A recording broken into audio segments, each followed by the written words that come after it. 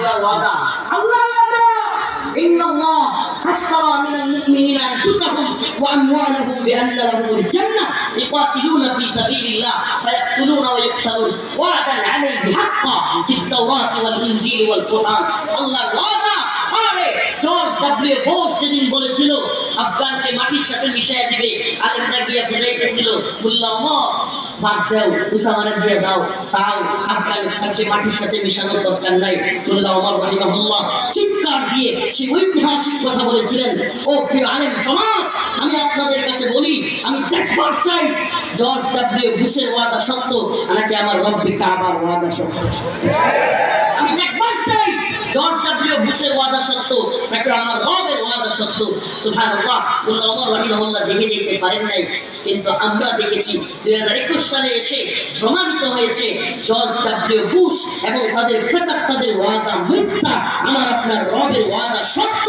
বুশের চেলাচামুন্ডারা নাকে খত দিয়া মোল্লা ওমরের লোকদের কাছে মাথা নিচু করে পায়ে হাত দিয়ে যে বাবা তোমরা জঙ্গি না, তোমরা যোদ্ধা, তোমাদের কাছে হার মানলাম। যাদেরকে জঙ্গি বইলা ঢুকছিল এদেরকে স্বাধীনতাকামী বইলা বাপ দায়িকা নাকি খত দিয়া বিদায়। আল্লাহ পাক আমাদেরকে হিম্মত দান করুক।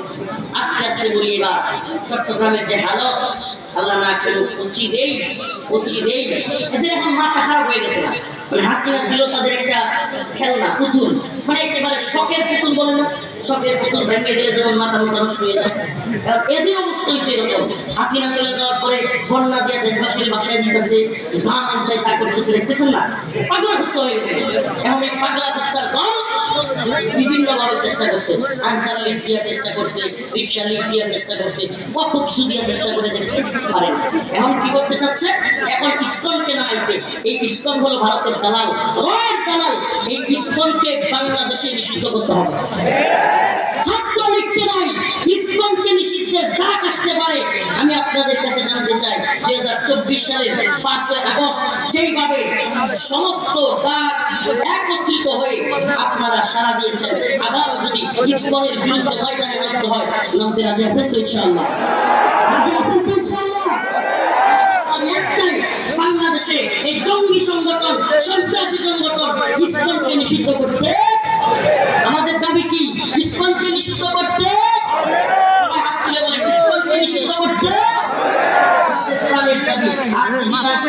প্রয়োজনে আমরা চট্টগ্রাম অভিমুখে লম্বা ঘোষণা করে ইসকনকে নিষিদ্ধ করে যাবো ইনশাআল্লাহ। আমাদের কাছে আমরা এই পয়গাম পৌঁছে দিচ্ছি যে প্রয়োজন হলে আমরা শাহাদাতের জন্য নওজোয়ান আলেমরা তৈরি আছি। আপনারা আমাদের কাফেলা ছেড়ে দেন, ওই বদমাশ ইসকনদেরকে আমরা উচিত শিক্ষা পৌঁছাবো ইনশাআল্লাহ। নাসরুম মিনাল্লাহ ওয়া ফাতহুন করিব। আল্লাহ পাক আমাদের সবাইকে দ্বীনের পক্ষে শাহাদাতুল নাসরানা পেশ করার জন্য তৌফিক দান করুন। সবাই বলেন আমিন।